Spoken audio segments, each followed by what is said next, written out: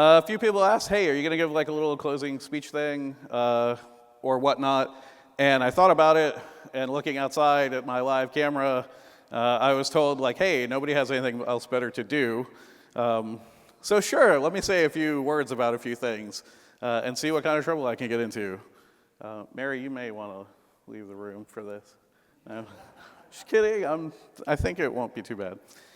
So let me start with this idea. I'm not a big fan of labels, and people tend to like to label things. I'm not a huge fan of that as a general concept.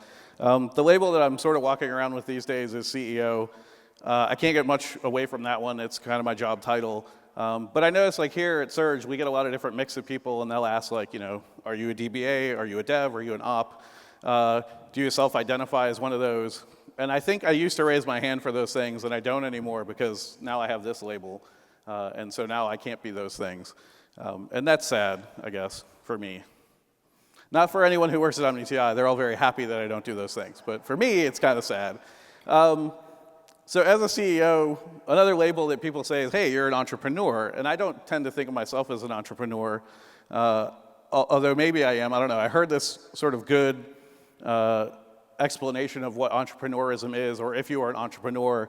And the idea was like, if you see a problem, right, you look at that problem and you think like, there's got to be a solution for that, right? And then it kind of bothers you to not have a solution, right? You sort of feel compelled to go make that solution. And I thought like, well, that actually does kind of describe me in a way that I could probably get on board with. So maybe as a label of entrepreneur, if this is what I think about it, like, yes, okay, I could be that. Because when I see problems, I tend to think like, there's got to be a way to solve this problem, right? And I've definitely learned over the years, like, two of the best ways to solve problems, and in all credit, OmniTI really sort of helped drive this home for me. Cheating is definitely a good way to solve a problem, and brute force is another good way to solve a problem. And when you can put those two things together, like, that's great, right? That's a really good idea. So in that spirit, I thought, let's talk about hard problems that we have in computer science. Everybody knows there's only two hard problems in computer science, right? We only have one joke. That's definitely one of the hard problems in computer science. We probably should come up with more jokes. We don't have them. We should get them. And cache invalidation, right? I believe there was a Surge talk on this at least once. So that's a hard problem. And also off by one errors, right? Because we can't really decide zero-based arrays, one-based arrays, whatever. So of course what I'm going to talk about is naming things, right? Because that's also a hard problem in computer science, and one that we are really all bad at, as evidenced by more Surge talks this year. And I think like this isn't actually a computer science problem. I actually think this is a general problem. When I look at my name, right, Robert, it's pretty simple. But I know a number of people call me Rob, right? So even in my name, I don't really actually self-identify with either of those two. But I probably am more used to Robert than Rob. Just kind of depends. Some people actually call me Bob, like a very small, I know everyone's like, what, really? Like a small minority of people I know have called me Bob over the years. That's fine, that's not my name really. If you could say Bob, if you say Rob or Robert, I'll probably turn around. If you say Bob, maybe not. Like you'd have to be like a certain person. So names are hard in general. People try to like identify you by ways that make sense to them, right? So people have asked me like, are you like the Jesus replacement now? You're taking over for Jesus and those kind of questions. And again, like that's kind of a little bit of a label when I look at that. Like, well, I'm not trying to be Jesus, right? If I was trying to be Jesus, I don't know, that might get awkward in a hurry. I've been called names like somebody like Jesus before, and it's not one that I would necessarily recommend. So not that there's anything wrong with that, but I'm just saying like, that's not my name. So that's not what I'm trying to be. That's not the label that I'm all about. So when I think on a grander scale with computer science and names and labels and what we call things, and things that really kind of, I wish we just did a better job at, most of you would probably think I would pick on something easy, like NoSQL, right? Perhaps. NoSQL is an interesting term. So I looked on the Wikipedia one time, and as I understand it, the guy who invented the term is this guy, Carlos Strozzi. And way back in 1998, before they had NoSQL, I guess, he invented an open source relational database that just didn't have SQL, right? And so he would refer to that as his NoSQL open source relational database. And that actually made a lot of sense. Like, that wasn't really controversial. Everybody was like, okay, cool, I get that. But then some other people came along, and they said, NoSQL sounds like a great term. We know people hate SQL. I bet we could market the hell out of the NoSQL idea and apply that to just about anything. So they took it, and they made all kinds of different databases, none of them who had SQL, and then sort of put that out upon the world. And I would guess that many of you here have encountered these databases for one reason or another, even if you didn't want to. And the thing that kind of bugged me about this idea was it wasn't really the SQL was the thing that they were trying to solve, right? So if you look at these systems, they have, maybe not SQL, but they have SQL-like languages, right? I like to call the first one, it's pronounced Sparkle, for those who don't know, but I like to call it SparQL, because you fight with it. But if you use like Cassandra, there's like CQL. If you're in the Hadoop ecosystem now, there's like, this is just some of them, right? Like Hive and Spark and Impala and Hawk, and like they're all trying to put SQL engines on top of their NoSQL databases, right? And I sort of feel like the universe explodes when you put a SQL engine inside a NoSQL database, right? Like, or it should, because you told me that SQL was a horrible thing, and now you're trying to put a SQL engine in your database. It'd be like a database who told you like transactions and foreign keys were bad, and then tried to put those in the database. Like, you'd question that, wouldn't you? Maybe that's just me. The thing was that the problem that they were trying to solve wasn't the SQL problem, right? They were looking at the CAP problem. And they were looking at relational databases who said consistency is important, and we got to pick P, right? And they said, well, consistency is not that important. Let's go with availability as the primary thing that's important, right? And so they've sort of built these systems around the idea of we can't, we got to pick P, but we're going to go with availability, and we'll figure out the consistency later. And actually, I think that's a pretty valid model if you're trying to think about data storage and how you use it and why it matters. That's totally cool. I think the problem is that the no consistency moniker really doesn't sell as well as the NoSQL monitor, right? Like, it is actually what you're kind of trying to sell people, but like, I don't know. I haven't seen this on a T-shirt. Right, I've seen a lot of NoSQL T-shirts. I haven't seen the no consistency one on a T-shirt. So, but actually, I wasn't going to talk about NoSQL at all. So don't just ignore all that. That's not what I want to talk about. A thing I think is much worse in database terms that probably could be improved is the concept of big data. Right. So here's another term. Usually has to do with databases, and people think about databases and data. I'm not sure exactly like where we determine the cutoffs for this type of stuff. If I think of like a 4 terabyte Postgres database, right? Like we got one of these, everybody has one of these, right? Like it's fine. Throw a lot of data into it. Some people seem to lose all the data they throw in their Postgres, and then they come and they do search talks. That's fun. It's sort of funny. I was at a Postgres conference last week, and like none of the people here talking about all their destroyed Postgres were at that conference. And I don't know exactly what the correlation there is, but sort of feel like maybe some of these people need to go there or vice versa. I don't know. But anyway, so let's say you have a 4 terabyte Postgres database. If you're a DBA and you're a little bit old school, and you must be because you're using a relational database, you walk around and you tell people, yes, I have a 4 terabyte Postgres database, right? And you would say, like, that's not big data, right? Postgres isn't a big data system. It's just a relational database. So I just got data in there, right? But really, if you think about it, if you're trying to sell Postgres as a, sort of big data system, and now that, it's got analytics and fancy queries and all that stuff, so maybe you would say, like, well, actually, I don't have a 4 terabyte Postgres database. I have a 4 terabyte master, right? Like, that's the one that all the traffic goes in. And I have a 4 terabyte slave for failover, and another 4 terabyte slave where we do, like, analytical queries, and they're sort of more expensive, so we put those on another machine, and probably another one for read-only queries, right? So really, it's not just one database that I have all these databases. And of course, we don't use the term master and slave anymore, right? So what I have is I have a queen, and then I have Aurora, Merida, and Belle. And they're all kind of doing their thing as appropriate, right? So when I look at all that, so now, well, maybe it's starting to be like real data, right? If I was thinking of my Mongo cluster, like I would probably calculate data like this. And of course, I should digress.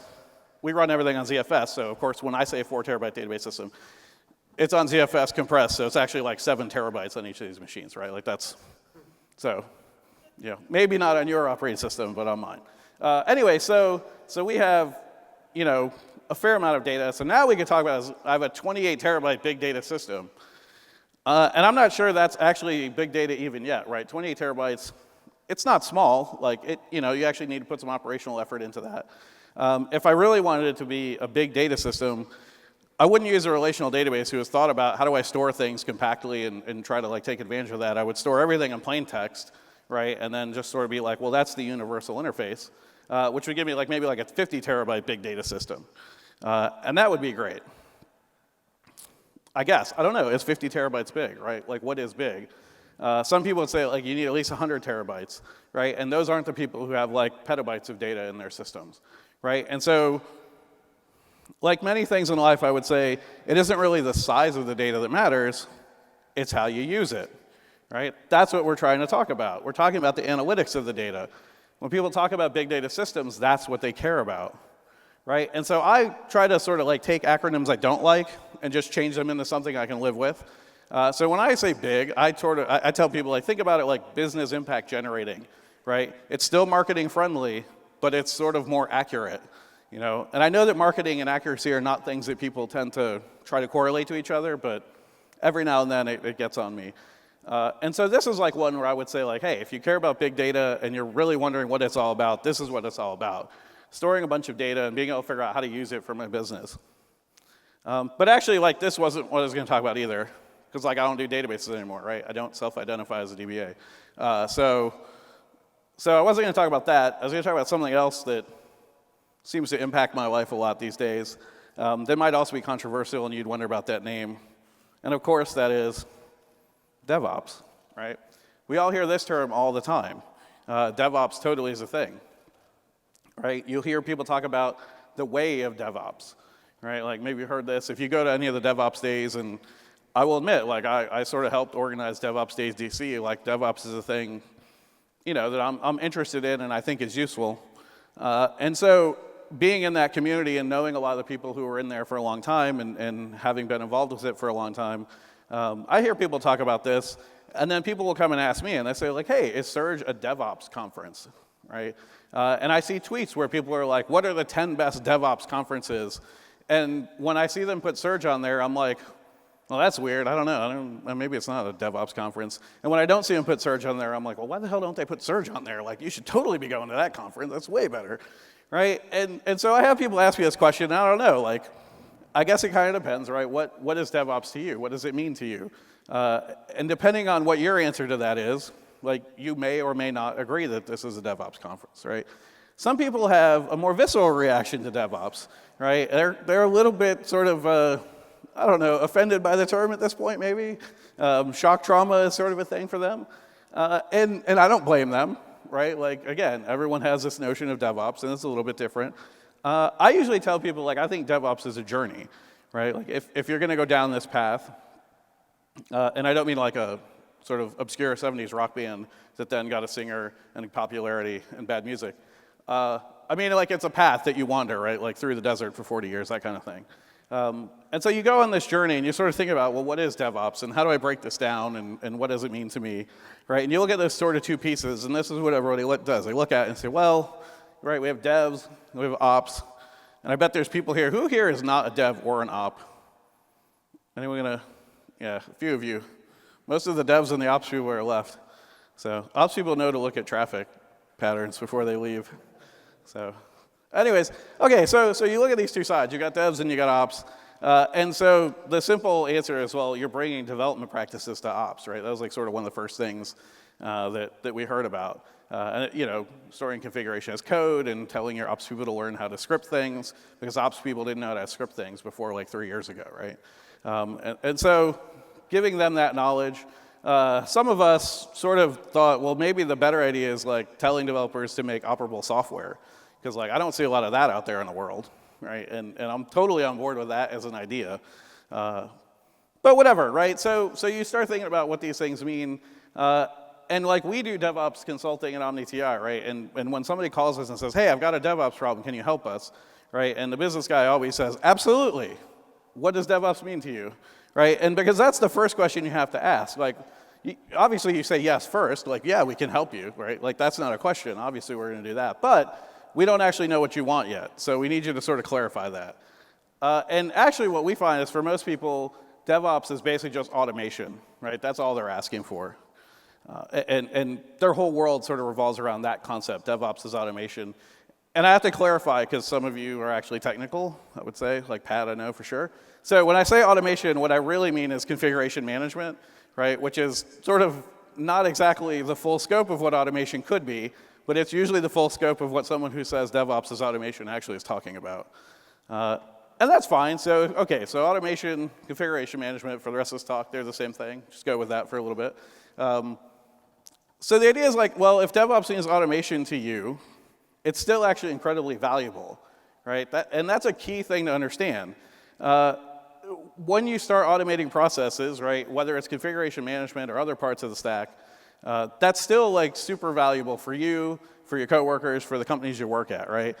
The ability to actually produce more value with fewer barriers, like that's what everybody actually wants, right? It's what your boss wants, it's what you want. Whenever you can get that, you feel better in life, right? So if all you ever do is automate your stuff, right, and even if that's just putting configuration management on your servers, you'll be better off at the end of that, right? And so I see that. And I'm happy to help people get that far along in the journey, right? So again, it's a journey. You get that far, you've gotten somewhere, and your life is better than it used to be. And again, incremental improvement, it's a thing. But there's more to DevOps than automation, right? The more DevOps conferences you go to, right, and there are some that will gladly embrace that as a thing, the more of those you go to, the more you'll hear about this, right? And I don't disagree. I'll be so bold as to say, I have a friend, Adam Jacobs, works at Chef, has been doing DevOps for a long time, before it was called DevOps probably. And he sort of hammers home a point a lot, and I sort of agree with this, right? If you get the culture wrong, the tools don't matter. And it doesn't mean that the tools don't matter, right? It just means that like you can take good tools that are trying to help you do the right thing and stick them in an environment where it's just not going to work, right? Because the environment itself doesn't lend itself to becoming better.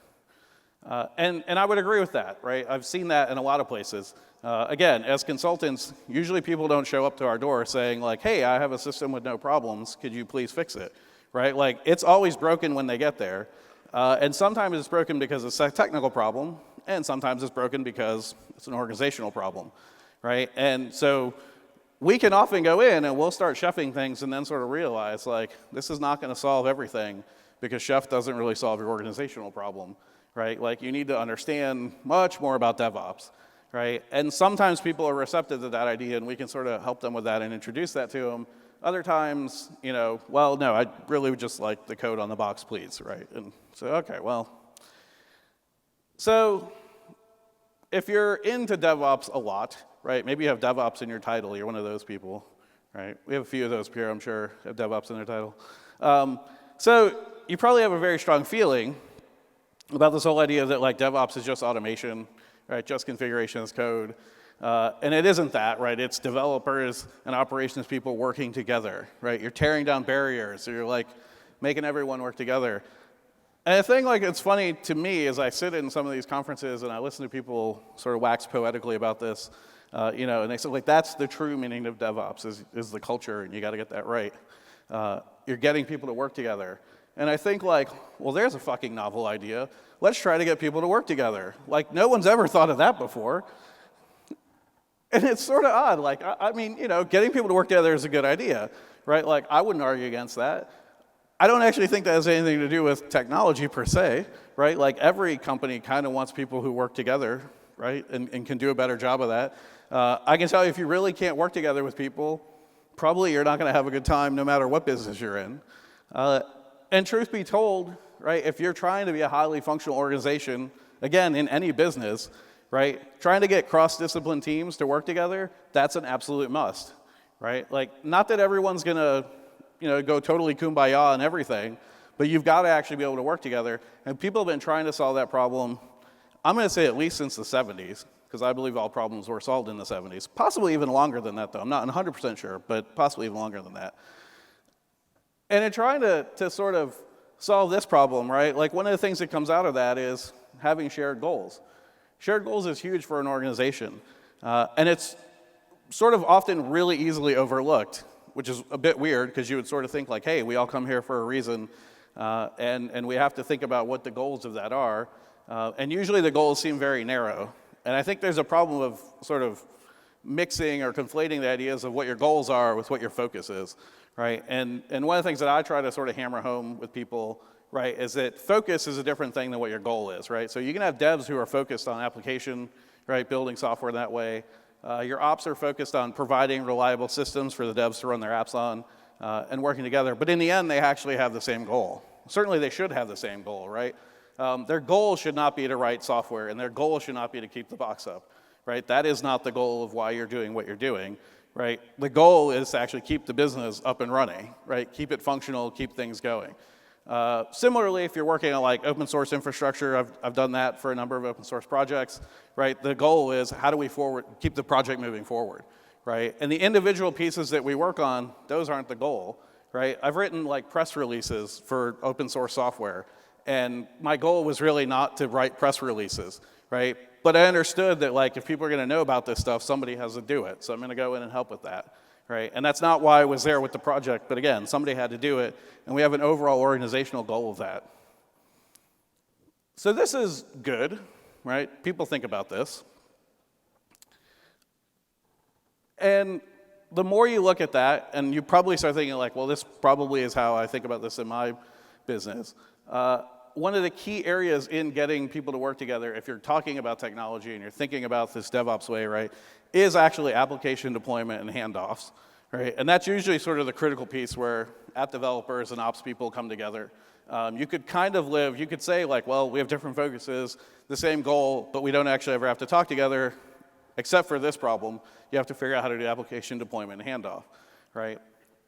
Even if you're one of the people who are just like, DevOps is configuration management, right? Like, I just put Puppet on my systems and I'm DevOps. Even if you're that person, the funny part is that will help you with this problem, right? That will help you solve your handoff issues, right? The more automation you bring into it, the better off you will be, right? You'll get better, improved time to market when you have that. So even though sort of more high-minded DevOps individuals will look at the, maybe newbies and say, they think it's configuration management. They don't know. Like someday they'll know. I read the Phoenix project, right? Like I know what it's really about. They don't get that, like those people who haven't figured it all out yet, they're still gaining value from this process, right? So there's no sense to actually look down upon them or whatever. Like just realize like they haven't come as far as you perhaps, but they're still getting value, and so they're still doing good things. I heard a great quote here at the conference. I forget who said it, but it was, the difference between disaster and success is just missing the runway, right? And I thought about that. I was like, that's actually pretty brilliant, because essentially you're doing the same basic function, right? Like you're going to land the plane either way, right? Was Sully there? He landed the plane on the runway probably 1,000 times before he landed it in the river. But the time he landed in the river, like, hey, some things went wrong, right? I had to actually improve upon that. And so if you think about that, like, well, okay, let's go back to our DevOps, right? Let's think about the slight difference in how we look at this term of DevOps and the term dev and the term ops, right? So we always look at that and we say, well, I think dev means developers, right? People who write apps, probably web apps, but maybe services. We tend to think of ops as sysadmins and SREs, depending on the length of their beard. But I think, like, actually there's a sort of larger way to look at that, right? If you think about IT in general, right, there's a lot of people who are actually doing IT who are not devs or ops. And sometimes if you're in a small company, like this could be one person, right? But if you get into a larger company, this will be a lot of people. This will be teams of people, right? You'll have your QA team, your DBA team. They can be a tools team. If you call it a tools team, it's okay. If you call it a DevOps team, it's bad. Remember that. You'll have product managers. You won't have project managers, apparently, because I didn't put it on the slide. Sorry, Pat. You have support people out there, right, that are taking the calls or monitoring Twitter or whatever they're doing to see, like, hey, we're having problems and maybe we should let somebody know. Like, all of this can be a function of IT, and all of those are important for IT actually working, right? And if you look at the idea of, like, well, if we get automation as our first goal, right, DevOps is automation, and our second idea is, like, well, what it really is about is working together, right? The ideas of automation and working together are really just about creating efficiency, right? That's all people are trying to do. How do we get more efficiency? You know who wants to get more efficiency? Big A Agile wants to get more efficiency. Earlier this year, there was an Agile conference in this very same building. And if you went to certain floors here while you were here, you probably found a few people shivering in corners. I'm sorry, I made the Scrum Master mad. Big A Agile, they're all about efficiency. That is what they do. They have very rigid schedules that make sure that you are efficient no matter what happens, right? You get the points assigned, you go through the process, you are super efficient, and then you sit there and you reflect upon the efficiency which you have brought to your organization. It is a fantastic model for gaining efficiency, maybe. So Big A Agile really wants efficiency, but I would say actually everybody wants to be more efficient, right? If you hate Agile, or Big A Agile, you probably still want to be more efficient. You'd like more efficiency in your life. If you guys had better traffic efficiency, none of you would be here now. You'd all be going home, right? That's the life that we live. We don't have enough efficiency in our day-to-day operations. And I don't really care who you are in an organization, right? You can be CEO, CTO, whatever, all the VPs, all the directors, your salespeople, the marketing people, even the contributors on the team, they want more efficiency. Right? Everybody wants to be more efficient. They'd like for things not to be as hard as they are, right? When you say, I hate annual reviews, what you really hate is it's a really inefficient process. It doesn't really give me the benefit. There's an easy way to do this and be quick about it. I totally do that, right? Everybody wants more efficiency, right? Every business wants to be more efficient. It's kind of a universal thing. So think about efficiency and think about the world that we live in now, right? It is actually a very different world, even from 6 years ago when we started Surge, right? The current pace of technology is allowing for fundamental changes in how we do business, and it's also a fundamental change in how consumers expect to interact with businesses, right? The idea that now I'm going to order my pizza with emoji, right, on Twitter, that sounds crazy to even 2 years ago me, that anyone would want to do that. But if you think about it, hey, that is actually pretty efficient, right? If you can set that up, now I'm one click away from pizza, and that's not a bad thing. I haven't figured out how to do that with root beer yet. I need that, and bacon as a service. I need that, right? But anyway, so efficiency is a thing we definitely all want. Everybody's looking for it, and the world is kind of changing to be forced into that. And when we talk about DevOps, right, and we look at that label of DevOps, to me, what I'm always thinking is you need to get people, and I would say this sounds like it's not you, but this is also you, right? You need to get the people inside of companies to embrace the idea that IT is now a driver of what they're doing, right? Everything developed by IT is pushing that business forward, right? And we've had this struggle, certainly the ops folks have felt this, that IT is a cost center, right? It's a cost of doing business, and it's a thing that you're sort of wishing you didn't have to deal with. But if you look at the companies that are uber successful these days, right, it is central to what they are doing. It is central to how they are becoming successful, right? IT is no longer, sort of something that we'll figure out, something that we'll manage, right? It is the driver of your business operations at this point, right? And companies need to understand that, right? With this development that you have, that all companies have, whether it's integration or building new things or whatever, with that development that you have going on, without that development, there is no business operations, right? You take IT out of every business, and it starts to fall over, right? I was at a dinner earlier this week. I was lucky. I got my card slid through the machine before the card machine stopped working. There was another table who, a bunch of us left the restaurant, and 30 minutes later, I think everybody else showed up, and they were like, well, the POS system went down. So we all had to do the ka-chunk slide card reader thing on the paper. I was kind of surprised they actually still had that. I guess it's good that they did, right? But companies these days, we don't function without IT anymore. It's integral to everything. This also means that you people here need to come to terms with that idea as well, right? If you're working at a company that doesn't embrace that idea, your company is at a disadvantage because there are other companies in the market who have figured that out, right? And I know we would say that, well, the problem is our business managers and our VPs and whatever, they don't understand what we do, and they don't embrace this idea, and the problem is on them. But I would say that I know I've looked at organizations where they've talked about the idea that, product management and product owners are the first step in development, right? Because they're the ones who are actually going to look and see what the requirements are and tell you what you need to build in order to drive the business forward. and you go tell that to the application developers, and you go tell that to ops people, and you go tell that to DBAs, that like the first chain of what you're going to do is actually going to start with a product manager, and they generally don't like that idea either, right? They're sort of like, well, wait a minute, those are non-technical people. They don't know what we do, right? They don't have any part in this. And they're forgetting, right, the idea that actually that's what's driving all the things that you're working on. And I don't think you actually have to do this all yourself, right? If you're at a company and you're trying to figure out, like, how do we manage this balance, right? I would say, hey, it doesn't mean you have to build everything in-house, right? Every company has to have IT, but it doesn't have to be in-house. You can use software as a service, right? You can use outsource IT. Those things can help you. You figure out how to manage those things. You figure out how to integrate those things, right? The key is remembering technology is a first-class citizen for enabling business in the world today, right? So going back to that original thought, is Surge a DevOps conference? Well, it's not a conference where you go to convince yourself that everything is rosy, right? I think if you're a first-time Surge person and you've been to something like PuppetConf or ChefConf, like, love those guys, they're all good people, but you know when you go there, like, you're getting a certain spin on life, right? You're getting a certain look at how things are going to work.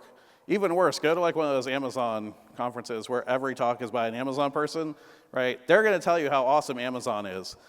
And when you come to Surge, you know what you're going to hear about? Like, oh, look at that guy in the hallway who's working on his laptop because Amazon's failing right now, right? Like, Surge is not where you go to sort of think about how awesome the world is, right? I tend to think of it more like AA, probably in more ways than one, right? But like, we're all here because we've chosen a lifestyle that we think we all enjoy, and I think for the most part we do enjoy it.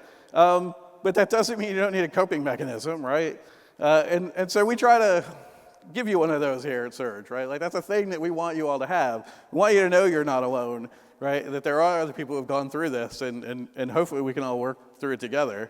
But as I said, I'm not a fan of labels, right? I'm not a fan of labels. So you probably will never hear me call it a DevOps conference, right? Again, I don't know, but I do think actually maybe it is the most DevOps of conferences that are out there, right? Because we focus on the things that are important to you, right? We know the work you do is important. We think about hard problems and how to solve them. We think about what are the important things that we need to work on, that we need to focus on, right? What do we learn about software by studying not just the guy who thinks it's running awesome, right? But the guy who's like, man, I ran into like these 7 bugs, and you can go check them out because they're on the web, and they're horrible, and I hope that someday there's a better answer, right? Hearing from practitioners who've actually been in the field, try to implement this stuff, not theoretically, but have actually been through it, right? Hearing them talk about their failures, talking about where things went wrong, trying to understand them. Key point, in the absence of sugarcoating, right? Getting that information from people, to me, ultimately, that's what empowers you, right? It helps make your life better in some way, helps the businesses that you're building, right? I think maybe that's DevOps, but I'm not a fan of labels. So for us, we just call it the Surge Conference. Thank you.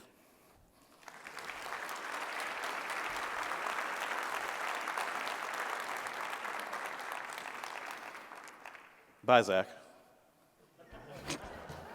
We'll see you next year, everybody.